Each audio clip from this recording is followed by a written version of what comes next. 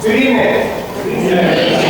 My name is Christopher Andrew. I'm the director of vocal music at Darien High School. Thank you for being here, and thank you for having the Tudor singers here as part of this wonderful celebration. Before we begin, I just want to give you a few words about the selections you're going to hear. Our first piece is called I Have Had Singing. It's actually a musical setting of an interview. It was conducted with an elderly gentleman from a very small village in England. And they were not unlike what we're doing tonight, looking back through his history, recounting stories, collecting an oral history of the town.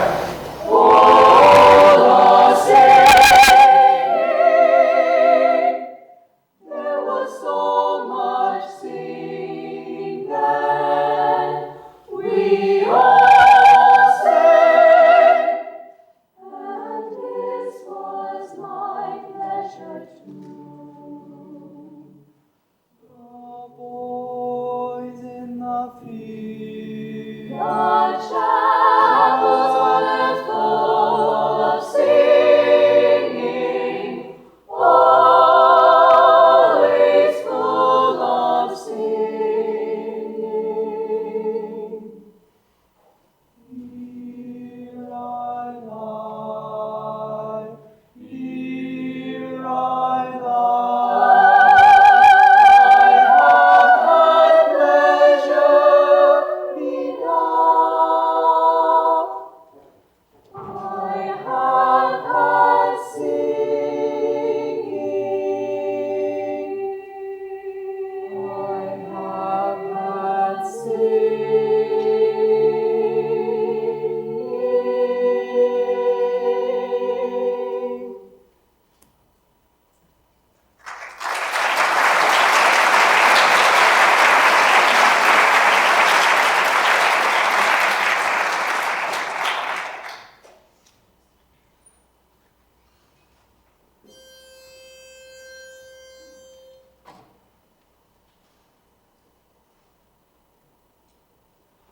Those nights were mine to love and cherish, to guard and guide along life's way. Oh, God forbid that one should perish, that one alas should go astray. Back in the years with all together, around the place we romped and played. So lonely now, I often wonder, oh, will they come back home someday? I'm lonesome for my precious children. They live so far away. Oh, may they hear my calling and come back home someday. I gave my all for my dear children, their problems still with love I share. I braved life's storms, defied the tempest, to bring them home from anywhere. I lived my life, my love I gave them, to guide them through this world of strife. I hope and pray we'll live together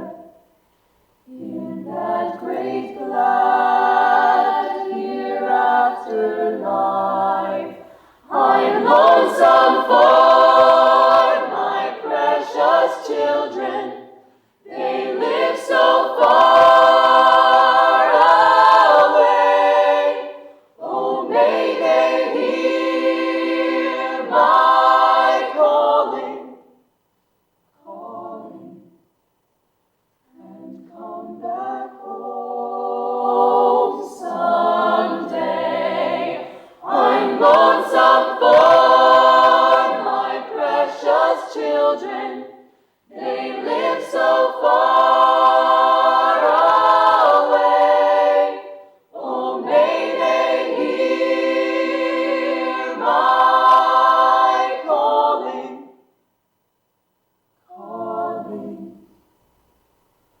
and come back home someday.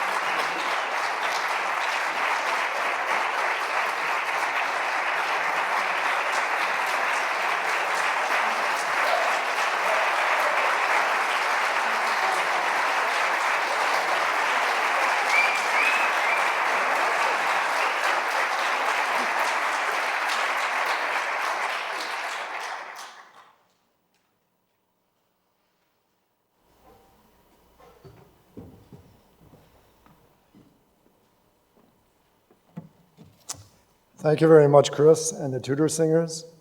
I really couldn't think of a more wonderful way to start this year's festivities and to celebrate the Bicentennial for Darien, Connecticut. Good evening, ladies and gentlemen. My name is Al Miller, and I'm the chairman of the Darien 2020 Bicentennial Committee. We've got a really lot of great things planned for you tonight, and I know every one of you will enjoy them very much. But just to make sure that your neighbor enjoys them as much as you do, can you please silence all your electronic devices? Thank you very much. And now to begin our festivities, will everybody please rise for the presentation of the colors with Boy Scout Troop 53, and join them in singing the Pledge of Allegiance. After the pledge, the Tudor Singers will lead us all in our national anthem.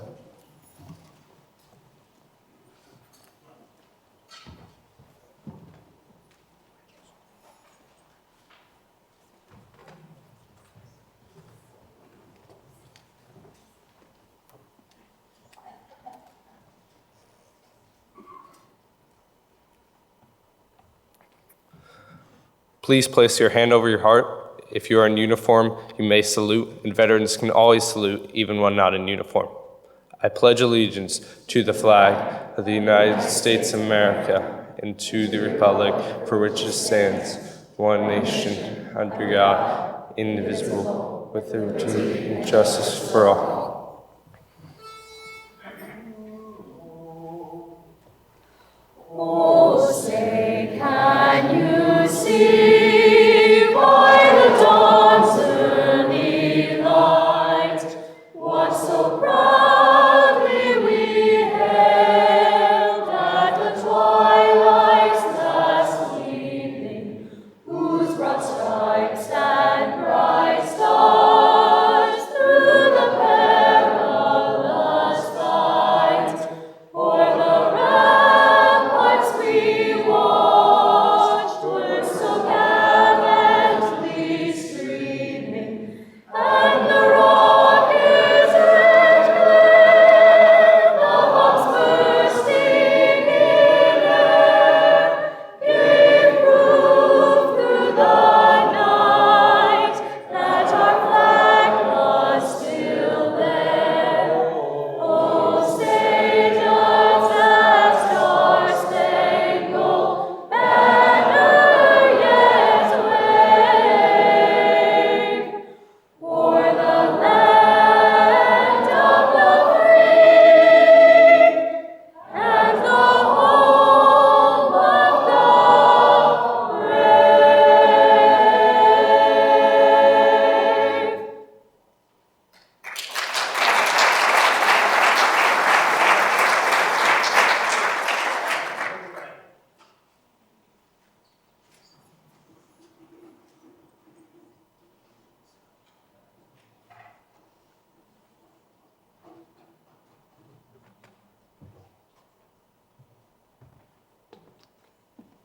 Thank you very much, everybody. Could we have just another warm welcome and round of applause for the Darien Troop Scout Troop 53 and the Tudor Singers.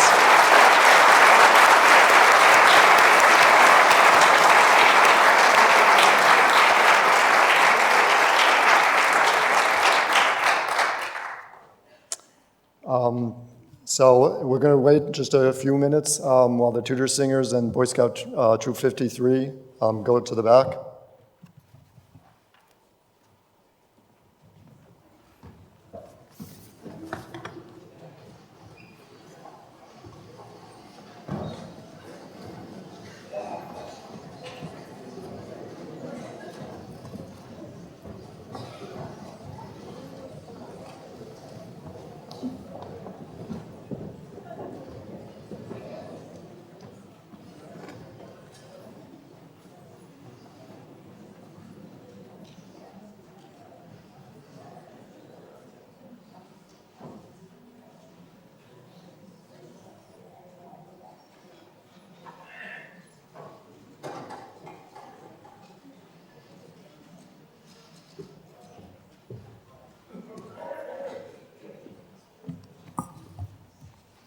So before I give you an outline of tonight's festivities, I'd like to take a little time and say a special thank you to the many volunteers, town staff, students, and members of Darien's boards and commissions, all of whom made this evening possible.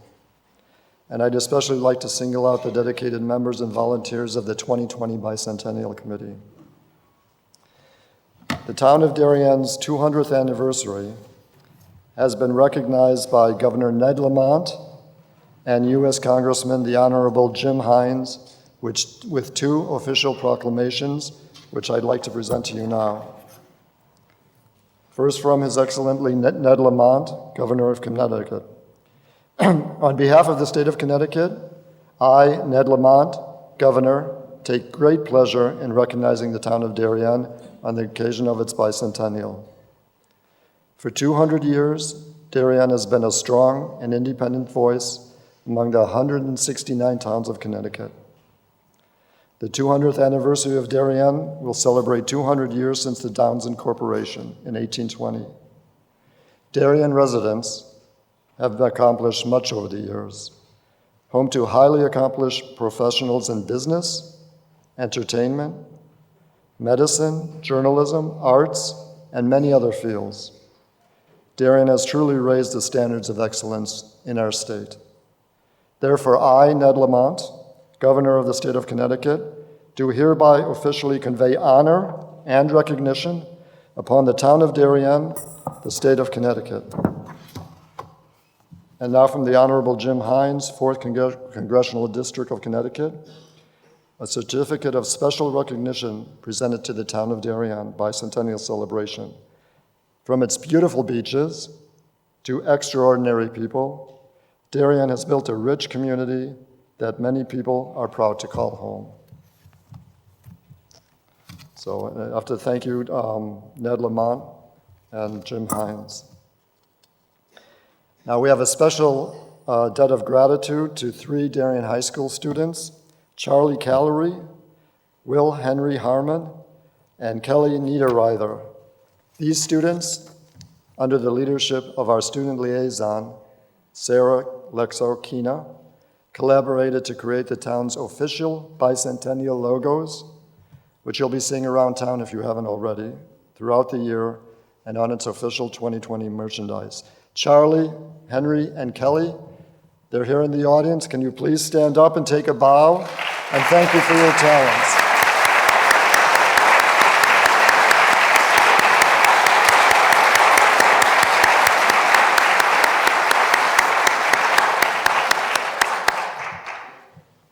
They're really wonderful, and the merchandise is selling fast. We planned several events throughout the year to commemorate our 200th anniversary. You can see them listed in tonight's program. Please take a look at these events and mark your calendars. We'll also be sending out reminders in the mail. We have a few bicentennial projects in the works as well. The most significant is the Darien Heritage Trail. This will include several historical markers located at significant historical sites throughout the town. And speaking of that historical heritage trail project, I'd like to give a shout out to our Platinum Bicentennial sponsors. A special thank you to the Darien Foundation for its generous grant to underwrite the entire project of the Darien Heritage Trail. Thank you to the Darien Foundation.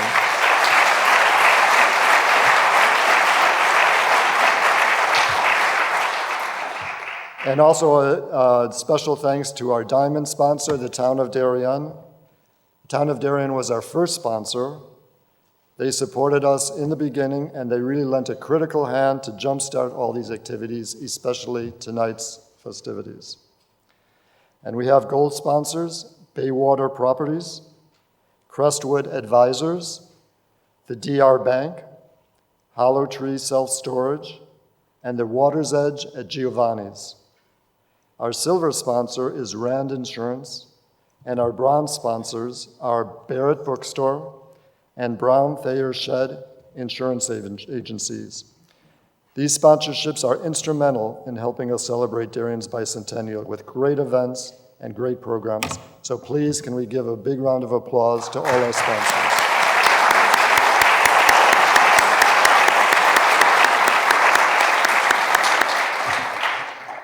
And now, I have great pleasure to welcome our first selectman, Jamie Stevenson, who also, by the way, was present at that first meeting of the Bicentennial Committee way back in June of 2018.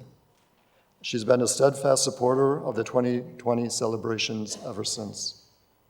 Jamie has served 6 terms on the town's boards of selectmen and been Darien's first selectman since 2011.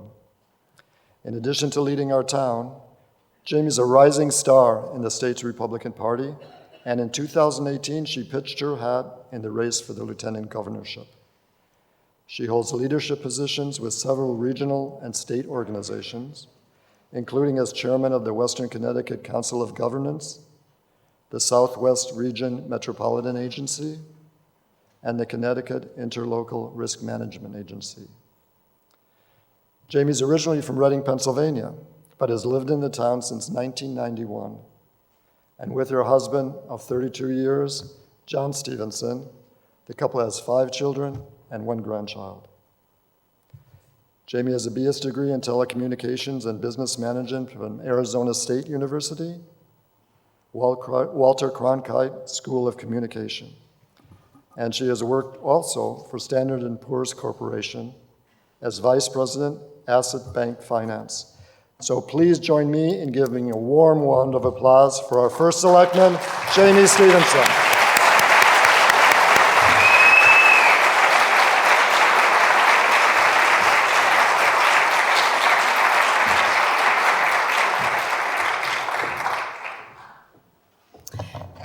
Good evening, and thank you very much for that very warm welcome, Al, and for everyone for joining us this evening.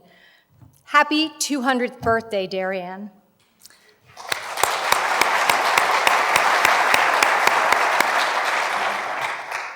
What a great time it is to be living in our town.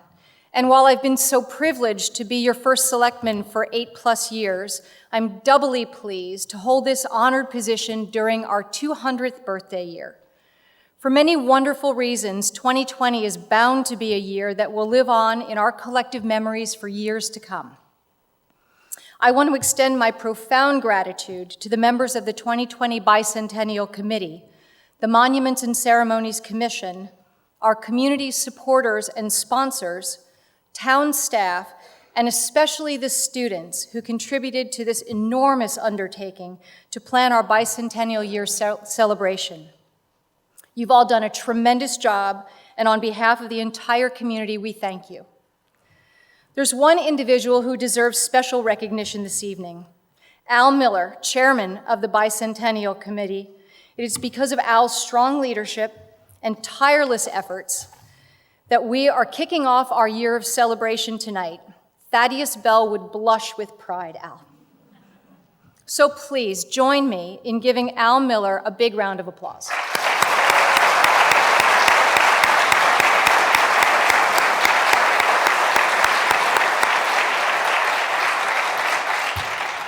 We have some very special guests this evening that I would like to recognize. If you could wave your hands when I recognize you, that would be great. We have my fellow Board of Selectmen members, Krista McNamara, Sarah Newman, and David Martin. Kip Coons could not be with us tonight. We have 2 former First Select women with us tonight, Ann Mandel and Yvonne Klein. We have former State Senator Robert Gennario, State Representatives Terry Wood and Matthew Blumenthal. State Senator and Senate Majority Leader Bob Duff, I believe, is here, and with his wife Tracy, and State Senator Carla Leone. And we are very privileged this evening to have with us United States Senator Richard Blumenthal.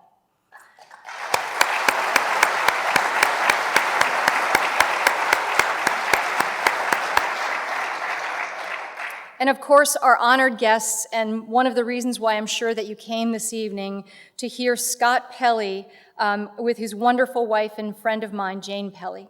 Thank you for being here.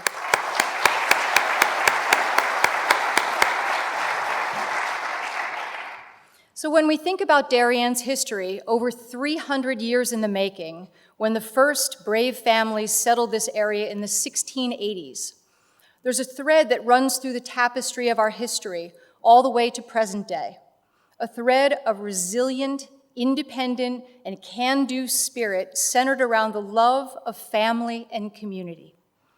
It is this spirit that remains our guiding principle today and is the foundation for Darien's successful future.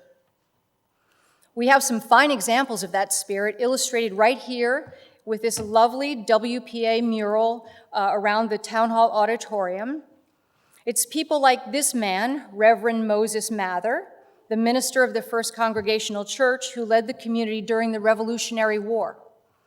Moses was an intellectual firebrand. Today, we'd call him an activist, who wrote a book about why the colonies should be independent from England and preached the cause from his pulpit every Sunday. I love seeing the storied history of the First Congregational Church memorialized on these walls. Mather's preaching made him a target of the British and led to the dramatic Sunday raid of the First Congregational Church in 1781, when he and 46 of his other congregants were kidnapped from the church and later imprisoned in a Manhattan jail for 5 months. It's people like this woman, Sally Dibble, who, legend tells us, shielded a young boy from capture and refused to surrender him to a soldier demanding the boy's release. And during that raid, 22-year-old Thaddeus Bell was among the congregants kidnapped and held prisoner, along with his father and younger brother, James. Upon his release from prison, Thaddeus was so broken physically from his capture that he had to be carried home on a stretcher. Unfortunately, his brother James didn't make it home. Yet, despite all the horrors of that war, this community rebounded, stronger and more resilient than ever. And under the tireless efforts and leadership of Thaddeus Bell, our early inhabitants began calling for an independent town, which was finally granted in 1820, and the reason why we celebrate tonight. I am very proud to say that Darien continues to lead by our forefathers and foremothers' example. And we can do this together spirit continues to be our guiding light. For such a small town, our community is consistently recognized as a leader in so many areas. Our schools, our sports teams, our public library, they're consistently ranked the best in the nation, and our municipal services are second to none. Our vigilant police officers, Post 53 ambulance service, and our all-volunteer fire departments are among the nation's finest examples of first responders. People throughout the region are watching as we take a lead in reimagining our downtown shopping and gathering spaces.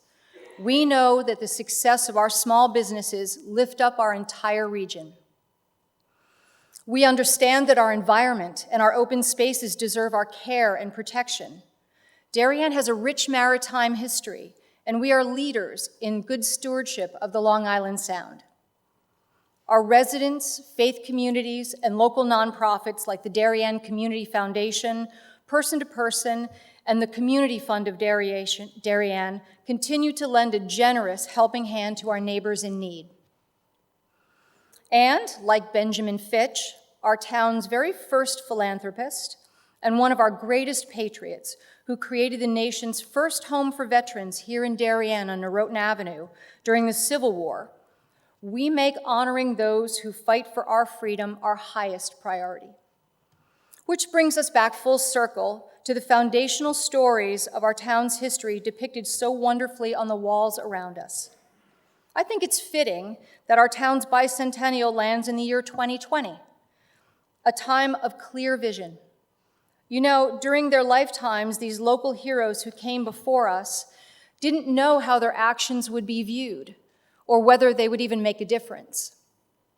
Despite that uncertainty, they held firm to their core values and stuck to the clear-eyed vision which they knew in their hearts was the right way forward.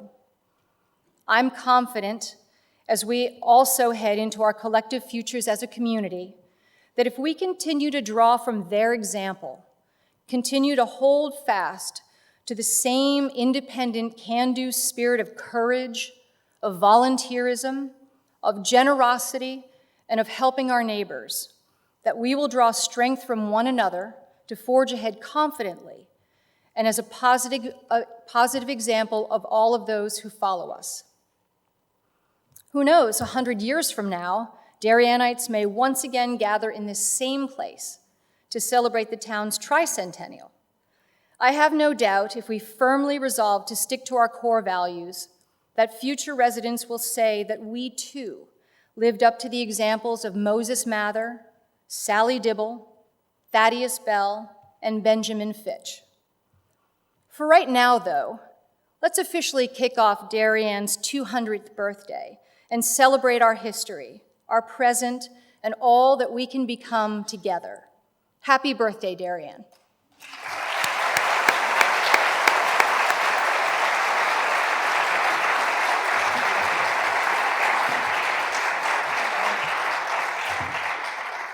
It is my great honor to introduce, to make a few comments for us this evening, United States Senator Richard Blumenthal.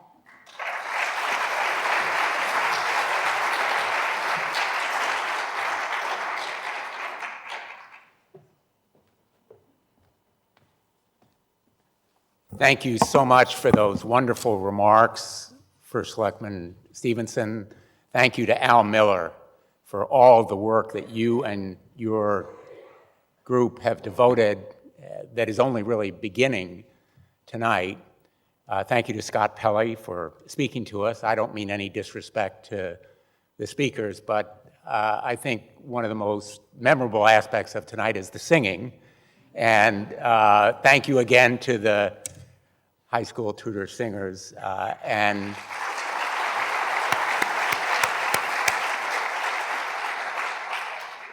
And like my colleagues Ned Lamont and Jim Himes, I have a proclamation. I'm it.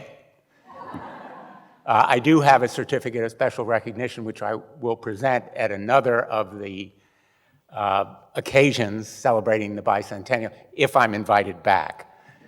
I just want to say how grateful I am to Darien for coming together as a community to show us what is really important about Darien, what's important about Connecticut, what's important about America. You know, I spend most of my working week in a town that highlights division and contention and conflict.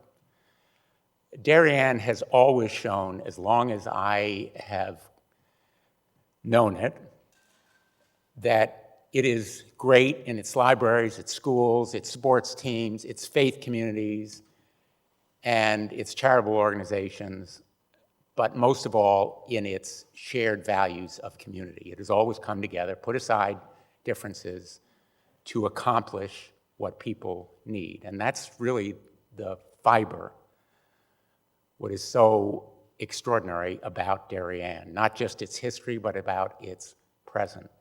So it's a lesson that a lot of us could learn, take to heart, and it is a picture, you know the old saying, picture's worth 1,000 words.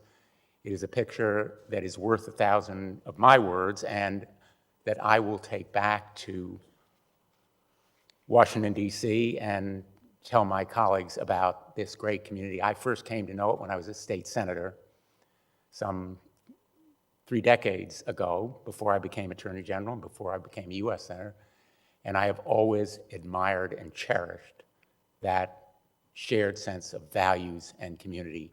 Thank you, Darien, and happy birthday. Thank you.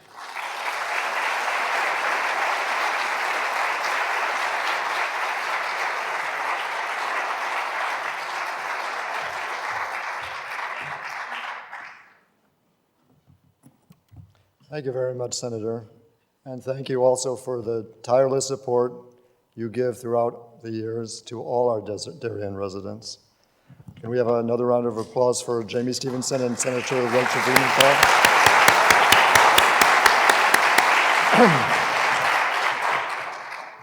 And now it's my honor to introduce our keynote speaker for this evening, Darien's own Scott Pelley. Scott is one of the most experienced and awarded correspondents in broadcast journalism and has been reporting stories for 60 Minutes since 2004. In addition to his contributions as anchor of the CBS Evening News, Scott has won a record of 37 Emmys.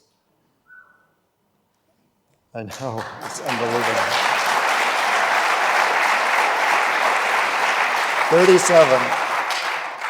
37 Emmys, and he has also been recognized with 5 Edward R. Murrow Awards, 3 George Foster Peabody Awards, 3 Alfred I. DuPont Columbia Silver Batons, a George Polk Award, as well as honors from the Society of Professional Journalists, the Overseas Press Club of America, investigative reporters and editors, and the Writers Guild of America. Tonight, Scott will be discussing his new book, Truth Worth Telling. It's a moving memoir that transports its readers to the front lines of the most important stories of our time. Scott stands with firefighters at the World Trade Center during 9/11. He advances with American combat troops both in Afghanistan and in Iraq. And he also reveals some private moments from our presidents. In reading this book, you really feel like you're transported right there with him to the front lines. Scott joins us tonight with his wife of 36 years, Jane Pelley, and the couple have 2 children. So please give us a warm welcome for Darien's own Scott Pelley.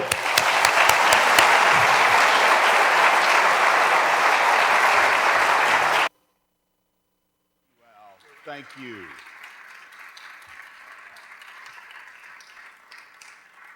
Al, thank you, and thank you all for being here. It's such a pleasure to be here.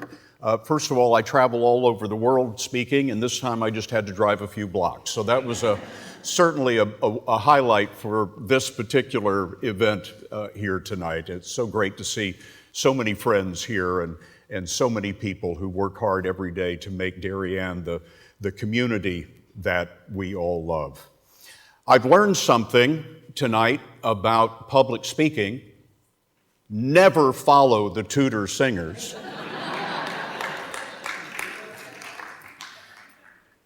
It's all downhill from there. My wife is nodding emphatically. Sweetheart, it's great to have you here because, as we all know, behind every successful man, there is a surprised woman. You know, I could not have imagined the adventures that I would have in 31 years at CBS News and now 21 years and counting at 60 Minutes. I often tell students that I speak to that journalism is the world's greatest continuing education program. It is the most fantastic way to learn about new subjects, to meet people all around the world, to interview the most fascinating people in our history today. I have met them all and seen them all from time to time. There it goes. There's Hillary and Tim Kaine in the campaign, this last presidential campaign. And the really great thing about journalism is all the characters that you meet. And I have met quite a few characters over this many years. You know, the problem with a lot of these ideas is that the President of the United States is not the CEO of America. That's right. The Constitution is going to tell you no. The Congress is going to tell you no. The Supreme Court is going to tell you no. Well, we'll see. And you're not used to working in an environment like that. I do it all the time. I Who do it all tells the you time. no? I do it all the time. Not that many people. No, I do it all the time. Well, now a lot of people are telling him no, including the House of Representatives. And it has been an interesting time to be covering the White House, to say the least. I wrote Truth Worth Telling very much for the same reason that we're celebrating Darien and its 200th anniversary. What is history? What is our collective history but the stories of our forefathers, stories of gallantry and stories of courage that inspire us to move forward as Americans together. It occurred to me that no one would want to read a memoir about me. Nobody was going to sit still for that. However, I had met some of the most interesting people in the world during times that they discovered the meaning of their lives in the great moments of history. One of these subjects is paramount in my life, and that is 9/11. That is ground zero. I was there when the buildings came down, watching the firefighters of the FDNY go charging into those buildings. And in writing the book and doing the research, going back through the transcripts of all the radio transmissions and the 911 telephone calls and all of the research that was done about that day, I discovered that there were two people in one of the towers, one an investment broker trapped in an office, the other a battalion chief of the FDNY. And they almost met on that day because of the incredible courage of the men and women of the fire department of the city of New York. And if I may, I would like to read to you a short passage or two from Truth Worth Telling about these two people, Melissa Doy, who was trapped in the office, and Oreo Palmer, the battalion chief, charging up the stairs. We know about Melissa Doy because she was on the phone with a 911 operator.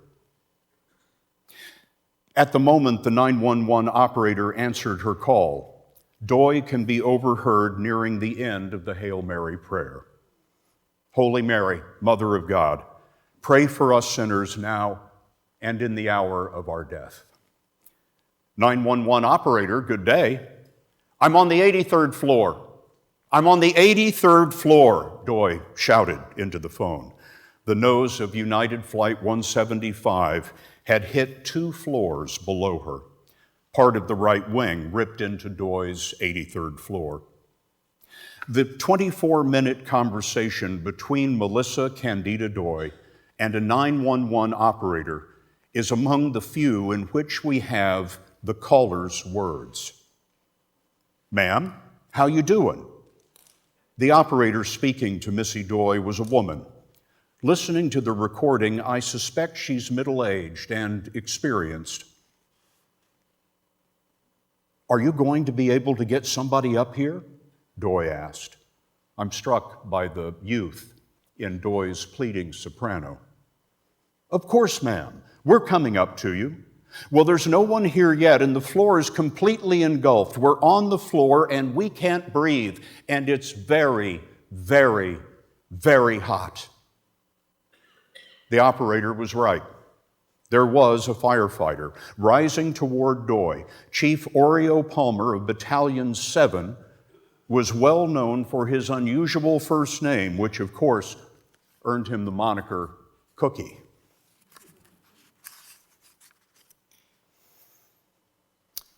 Palmer had taken the only working elevator in the building as high as it would go, which was 40 floors. And then he started charging up the stairwells on his own, leading other firemen behind him, several floors behind him. After 37 flights of stairs, climbing 37 flights of stairs, Palmer was finally out of breath. The horror of the 78th floor added an edge to his voice. Palmer keyed his mic to request that his next message be passed on to the incident command post. Radio that 78th floor, numerous 1045 code 1s. Fatalities, more than he could count, were strewn across the 78th floor. The 4 floors above 78 were heavily damaged. The nearest survivors to Palmer were likely 5 floors above him on 83, including Missy Doy and 5 coworkers. I'm going to die, aren't I? Doy said to the operator. No, no, no, no, ma'am. No, ma'am. I'm going to die. Ma'am, say your prayers, the operator counseled. I'm going to die, Doy repeated. Her voice sounds as though she had come to a realization. I'm going to die was self-empathy reconciling with the inevitable. The two women on the telephone line who would never meet formed an intimate bond. We've got to think positive, the operator urged, because we have to help each other get off this floor. Stay calm, stay calm, stay calm. You're doing a good job, ma'am. You're doing a good job. It's so hot, Doy said. Then she asked whether her mother could be patched into the call. The operator explained she had no way of making a third-party connection. 5 floors below, Oreo Palmer began directing the firefighting attack. He radioed the men of Ladder 15 who were still headed up. I'm going to need your firefighters, Adam's stairway, to knock down 2 fires. Get a house line stretched. We can get some water on it and knock it down. Palmer had discovered the only stairwell that was intact above the point of impact. If he could extinguish the fire in Stairway A, more than 600 people would have a way out. Ladder 15 replied, all right, 10-4, we're coming up the stairs. We're on 77 now in the B stairway. We'll be right to you. Before this recording was discovered, investigators estimated that firefighters had reached no higher than 50 floors. Battalion 9, I need you on the floor above 79, Palmer advised his fellow chief. We have access stairs going to 79. All right, I'm on my way up, Oreo, Battalion 9 responded. At 9:57 a.m., it appears that the one elevator had stopped working. A member of Ladder 15 radioed, trapped in the elevator. You're going to have to get a different elevator. We're chopping through the wall to get out. Other members of Ladder 15 were stuck in a stairwell. Oreo, one of them called on the radio. We're on 78, but we're in the B stairway. We're going to have to put out some fire to get to you. Wait, we hear voices, Missy Doy reported to her 911 operator. Hello, help, she shouted into the burning room, and then she screamed, help, help. Doy asked the operator, can you find out if there's anybody on the 83rd floor? We think we heard somebody. What Doy heard is unknown, but based on the records I have studied, it is plausible that Oreo Palmer and perhaps some of the men of Ladder 15 continued climbing the intact Stairway A, fighting the fire as they rose. Having received no answer, Doy returned to the call. Can you stay on the line with me, please? I feel like I'm dying. Are they inside with you yet, dear? The operator asked. No, Doy said. Can you find out where they are?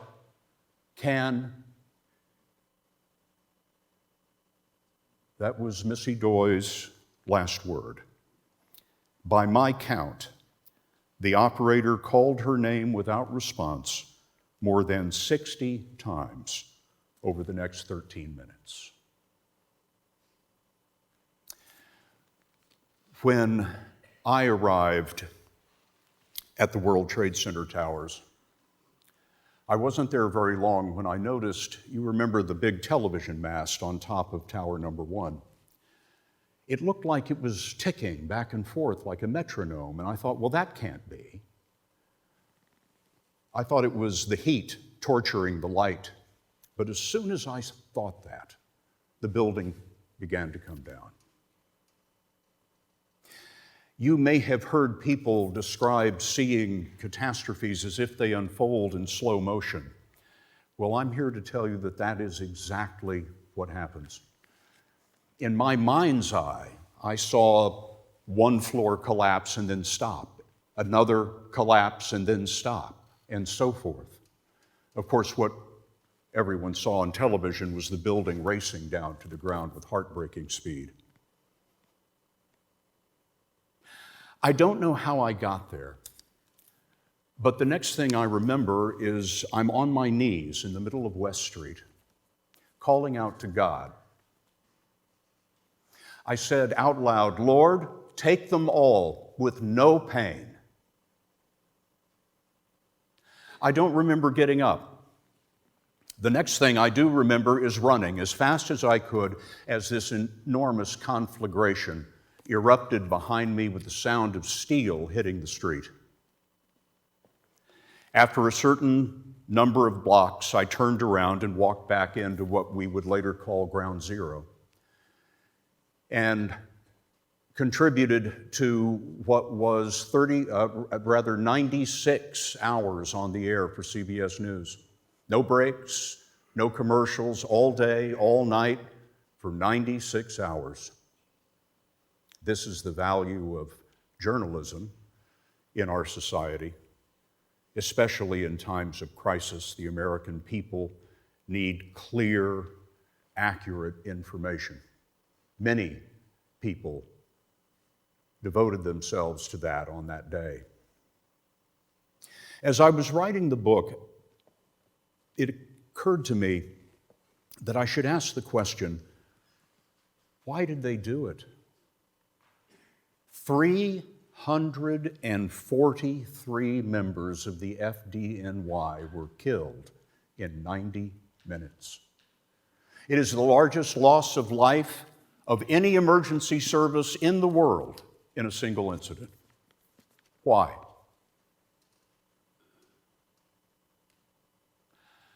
It occurred to me that for all of them, years, even decades before, on their very first day in the department, they swore an oath to protect the people of the city of New York and had decided then what they would do on this day. If Truth Worth Telling does nothing else, I hope I've been able to pay an adequate tribute to those men and women who sacrificed themselves on that day for their fellow Americans. This is a little bit sluggish. This is a place where I saw a similar kind of sacrifice. This is the U.S. Air Force Theater Hospital in Balad, Iraq. I was there a few years ago. This was the place where our most seriously injured soldiers and Marines were flown to have their lives saved in a collection of 35 tents. It didn't look like much, but when you walked in the tents, this is what you saw: the most sophisticated, money's no object medical facility of any place in the world. Well, while I was there, a young Marine by the name of Kenny Lyon was brought into the operating room. He'd come in on a helicopter. He was bleeding to death right there in the operating room. They rushed him right in, and I met a nurse, the woman that left there, named Paulette Shank. She was a nurse anesthetist at a hospital in Pennsylvania, but in Iraq she was Lieutenant Colonel Shank, U.S. Air Force, in charge of the operating rooms at the hospital in Balad. This is where Truth Worth Telling picks up Kenny Lyon's story. His last moments were slipping away through 3 lacerated arteries and too many cuts to count. He had been shredded by an enemy mortar while he was turning a wrench on a broken down armored vehicle. It's a battle, you know? Sometimes people are fighting to die, Paulette Shank told me. In Iraq, she was Lieutenant Colonel Shank, U.S. Air Force Reserve, in charge of the operating rooms at the Air Force Hospital on the Iraqi base. Fighting to die? I asked her. Meaning their body is going further and further down the wrong direction, and you have to be able to resuscitate them so that we can stop that negative spiral downward, so we can go back to the spiral of life. Shank stood over Kenny Lyon in her pastel scrubs. A blue hairnet capped her close-cropped hair, which was brown, tending toward red. Her face was free of makeup that might have covered the scattering of freckles that bridged her nose. In her late 40s, Shank worked with a quiet, gentle confidence that told everyone in the room that she had done this 10,000 times. If Lyon spent another minute in the emergency room, he would reach the end of his spiral. I followed as he was rushed into the next tent, an operating room, where 5 surgeons went to work, 2 at Lyon's head, 1 at his torso, and 2 at his legs. IVs of blood and fluids would buy time, but if they couldn't stop the bleeding soon, they would lose him. I stood in the operating room. They had to take Kenny's left leg because there was just no repairing that artery. And the surgery went on for hours, 2 hours, 3 hours, 4 hours. The blood bank is sending blood in constantly. After a certain point, a nurse came into the operating room and explained that there was no more blood in the blood bank. The whole supply of fresh blood had run through Lyon's heart and out onto the white linoleum floor. "I'll get you more," Shank called to the surgeons. She bolted out of the operating room. "More?" I said to myself. "There isn't any more." I ran after Shank through the plywood corridor that led to the next tent. When I entered the blood bank, she had already opened her own arms. Lying on a gurney under the glare of bare fluorescent tubes, her blood was draining into plastic bags. She gambled that these pints might stall the death man, while loudspeakers announced the shortage to every available airman. Walt Whitman captured the sense of this. The American poet was a nurse in the Civil War. In The Wound Dresser, he writes of a fallen soldier. "One turns to me his appealing eyes. Poor boy, I never knew you. Yet I think I could not refuse this moment to die for you if it would save you." Paulette Shank told me, "Our job is to resuscitate and allow the surgeons time to stop the bleeding. And you try." Her voice cracked under the weight of memories. "You try so hard, and sometimes you're not successful." She paused, looked away to a distant time, and then closed her eyes. Her voice dropped to a whisper. "And it hurts. You feel like you let the soldier down, you know? The wicked death spiral won, and you fought so hard. We fight so hard against him winning, you know? And sometimes the death man wins. But not this time." The blood that Paulette Shank drew from her own arms kept Kenny alive desperate minutes while I watched a line of 80 or 100 American airmen, soldiers, sailors, and Marines line up outside the blood bank, and they started moving that blood, bag after bag after bag, into Kenny. Surgery went on 6 hours, and they saved his life. I met the conscious Kenny Lyon about 3 months later at Walter Reed Medical Center in Washington. He was trying to get used to his new prosthetic leg.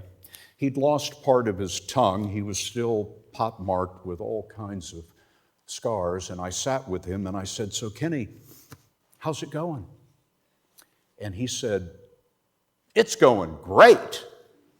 And I said, "Great, what do you mean?" And he said, "I'm alive." And then Lance Corporal Kenny Lyon said, and this is a direct quote, "It's all gravy from here." This is the kind of thing that Truth Worth Telling is about. The chapters are named after virtues. The chapter about the FDNY is entitled Gallantry. The chapter about Paulette Schenck is called Selflessness. You know, people ask me, "What's your favorite interview?" Well, I've been at 60 Minutes for 21 years, which means I've done about 500 stories, and I love all my children. But one of the most compelling interviews I've done was with a man that, again, exemplifies those virtues that we all uphold. He was on board this when the Deepwater Horizon exploded in the Gulf of Mexico in the year 2011. It unleashed the largest oil spill in world history. On board was a man named Mike Williams. He was the electronics engineer on board the ship. He fixed all the computers and the gadgets that made the ship run. Mike told us that he was in his shop inside the ship when the explosion happened. He noticed that the big turbine engines, before the blast, the big turbine engines on board began to spin out of control. These are the engines that ran everything. What he didn't realize was that methane gas from 5 miles below had shot through the bore, spread across the decks, and now the engines were ingesting this methane gas and spinning, as we said, out of control. This is the way Mike described it to us on 60 Minutes. I hear the engines revving. The lights are glowing. I'm hearing the alarms. I mean, they're at a constant state now. It's just beep, beep, beep, beep, beep, beep, beep. It doesn't stop. But even that's starting to get drowned out by the sound of the engine increasing in speed. And my lights get so incredibly bright that they physically explode. I'm pushing my way back from the desk when my computer monitor exploded, and I reached for the door to exit my shop. These are 3-inch thick steel fire-rated doors with 6 stainless steel hinges supporting them on the frame. As I reached for the handle, I heard this awful hissing noise, this whoosh, and at the height of the hiss, a huge explosion. The explosion literally rips the door from the hinges, impacts me and takes me to the other side of the shop. And I'm up against a wall when I finally come around with a door on top of me. And I remember thinking to myself, you know, this is it. I'm gonna die right here. As I got to the next door, it exploded and took me, the door, and slid me about 35 feet backwards again and planted me up against another wall.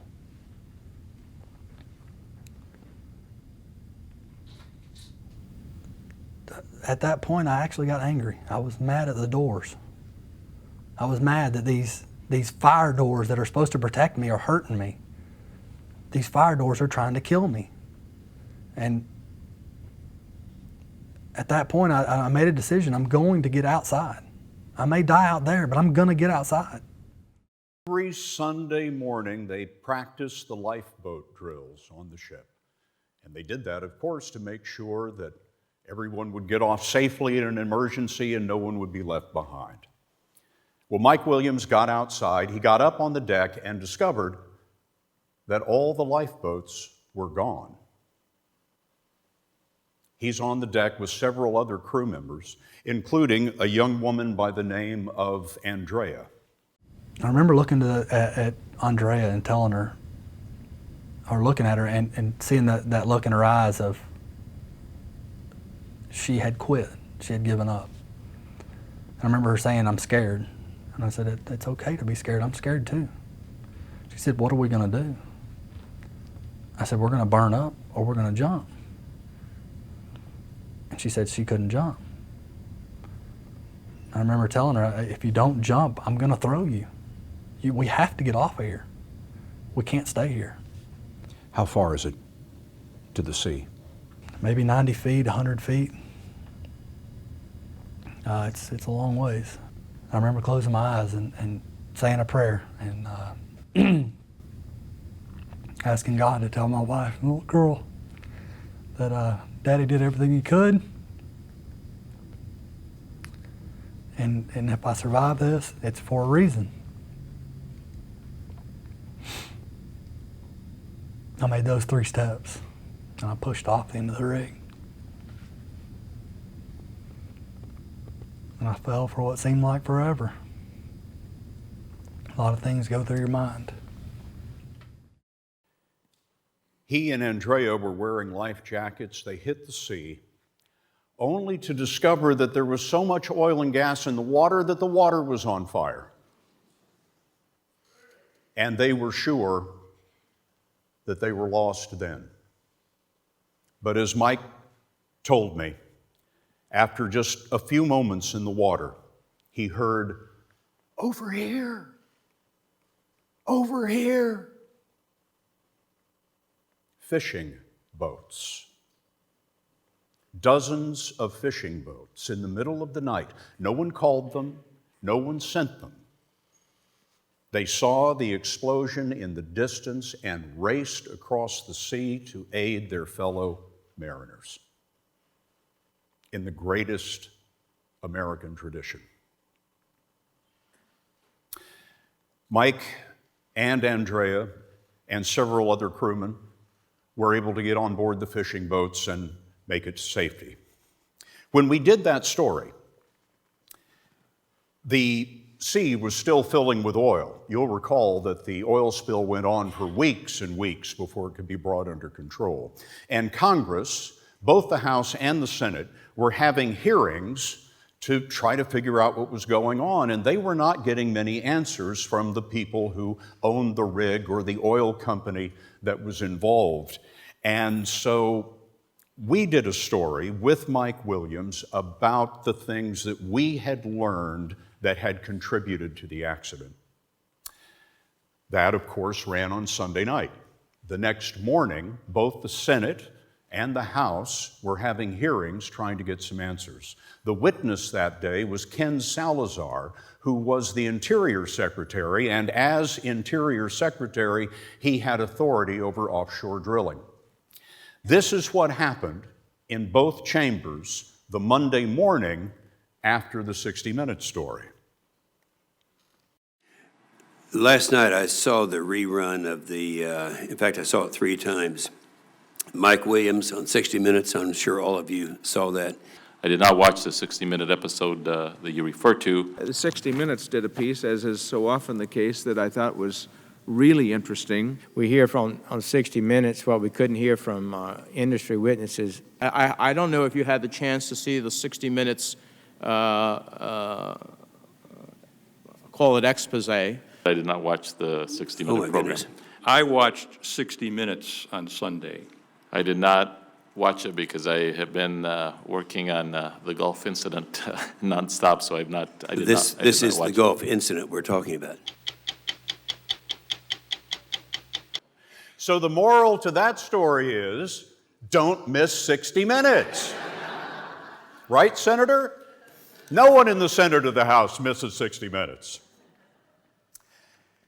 I'll tell you one more story that wasn't supposed to be in the book, but once I found out how this story had played out, the book was finished. It was off to the publisher, and I called my editor at HarperCollins and I said, literally, stop the presses. We have to add this story. It had to do with ISIS in northern Iraq. This line of sandbags you see there was the dividing line between territory that ISIS held in Iraq and the area of Kurdistan. That's a Peshmerga fighter standing there, standing guard on that dividing line. We went to that region to talk to people about the incredible war crimes and atrocities that had occurred at the hands of ISIS. We met this young woman. One of my associate producers by the name of Rachel Morehouse went to a refugee camp to try to find people who would talk to us. And this young woman sat down with Rachel and explained that when ISIS came into her village, they discovered that the people who lived in that village were Yazidis. Now, Yazidis are a people who practice an ancient religion, 1,000 years older than Christianity or Islam. And because of that, the ISIS fighters considered them to be the worst possible thing, takfiri, apostates, unbelievers. So they swept into this young woman's village, killed all the military-age men, executed them, bulldozed them into a ditch, and kidnapped the women, who they sold into slavery. This young woman told Rachel that she had been sold and raped and sold and raped and sold and raped until she was able to escape. One day, her most recent owner had left a door unlocked, and she found a sympathetic family and got back behind the Peshmerga lines. The Yazidi community is very conservative, and in that community, to be raped carries a stigma. She really didn't want to be on 60 Minutes. She didn't want to tell this story. But she agreed to come see me where our camera crew was set up and discuss the possibilities. Well, when she came in, she was shaking. And the first thing I said to her was, let's not do this. There's no obligation. Let's not do this. Her two brothers had been severely wounded, had been shot and left for dead, and they had been tended to earlier, but their wounds had become infected and they were in a very bad way, and we were able to get medical care for her brothers. But I said, look, let's not do this interview. But there was something in her that felt it was important to tell this story. She had some conditions. She wanted to wear this scarf. She didn't want us to use her name. She asked that all the men in my crew stand behind curtains. And she asked that Rachel Morehouse sit next to her and hold her hand. Well, of course, we did all of those things. And she told her story on 60 Minutes about these horrible atrocities and opened the eyes of the world to what was happening at that time. We took her back to the refugee camp, did not expect to hear from her again. She was resettled in Germany. The Germans took tens of thousands of Yazidi refugees and brought them to Germany in order to care for them. And once in Germany, she joined a Yazidi human rights organization. The United Nations heard about her and asked her to speak to a conference on the crimes that women suffer in war zones in particular. She did that and it went well. 5 years later, I'm in Washington in a hotel room getting ready for an interview, and the phone rings. And that's when I heard that Nadia Murad had won the Nobel Peace Prize. This woman that we found in the refugee camp, she went on to write a memoir and work further with the United Nations and won the Nobel Peace Prize from 2019 for the work that she had done exposing the atrocities that women suffer in war zones. That's a pretty good day's work.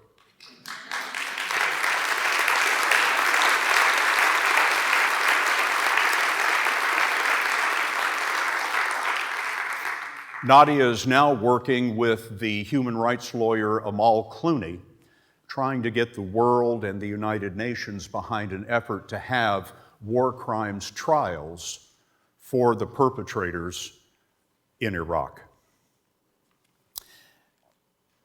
One of the things that I want to do with Truth Worth Telling is in the last chapter. The last chapter is entitled To a Young Journalist. In that chapter, I tell young people there is no democracy without journalism. When I was anchoring the CBS Evening News in the first year of the Trump administration, we were very frank about when the president was telling the truth and when he was not. And after one broadcast in particular, the president tweeted, "CBS News is the enemy of the American people." Well, as it happened, I was having lunch with the president the next week at the White House, me and several of my other colleagues. And I said, "Mr. President, you criticize the media. We do plenty of things that are worthy of criticism.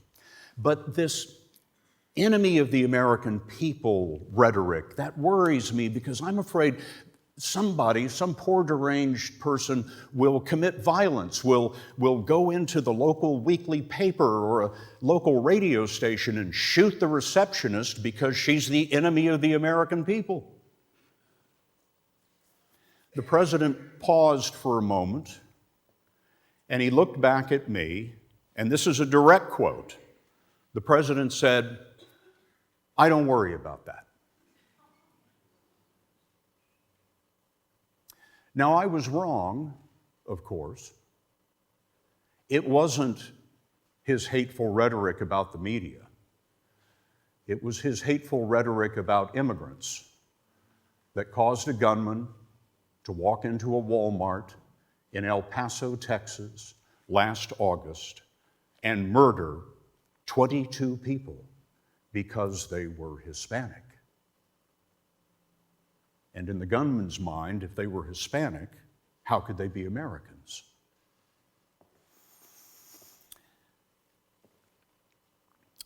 There have been worse times for journalism in America. 1798, you have to go back a ways. 1798, the Sedition Act is passed in the infinite wisdom of the Congress and signed by President Adams. And believe it or not, the Sedition Act made it a federal crime to criticize any member of Congress or the President of the United States. Reporters and editors went to jail in those days for being critical of the government. Well, James Madison, as you might imagine, was appalled. And in 1800, he wrote a critique of the Sedition Act. And in that critique, he wrote this: "Freedom of speech, freedom of the press is the right that guarantees all the others." He understood that if we could read what we wanted to read, write what we wanted to write, say what we wanted to say, then all of the rights that he put in the Bill of Rights would be protected. And that is why I say there is no democracy without journalism. All of us as Americans need to have generally reliable, generally down the middle information in order to make decisions about our lives, our families' lives, and the life of the country. And I would tell you that at this particular moment in history, that's working pretty well. It doesn't make everything well, but at least we know what is going on. For everyone in this country. Freedom of the press is a right, but not for us, not for those of us who work in journalism. Freedom of the press for us is risk and toil and endless days of hard work so that everyone in the country can enjoy Madison's guarantee of freedom. That is a fight worth fighting and a truth worth telling. Ladies and gentlemen, thank you so much for your kind attention. I have enjoyed being here enormously. Happy birthday to our wonderful community of Americans. Thank you.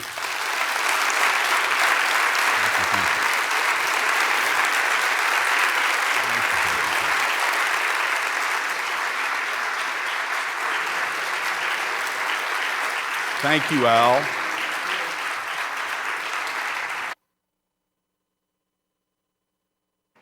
A gift. I wasn't expecting it. It's an autographed picture of the president.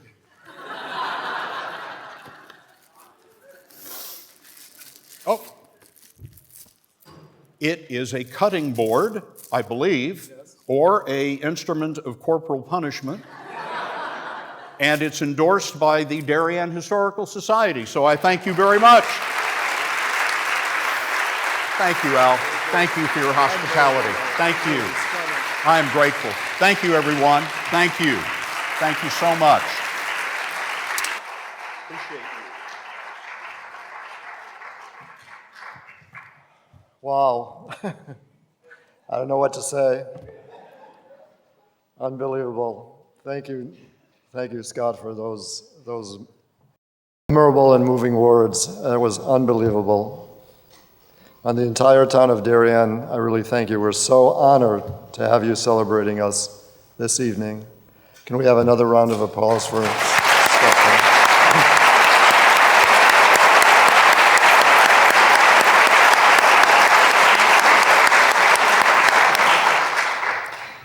So now, before the Tudor singers come back for our final performance, just a few words.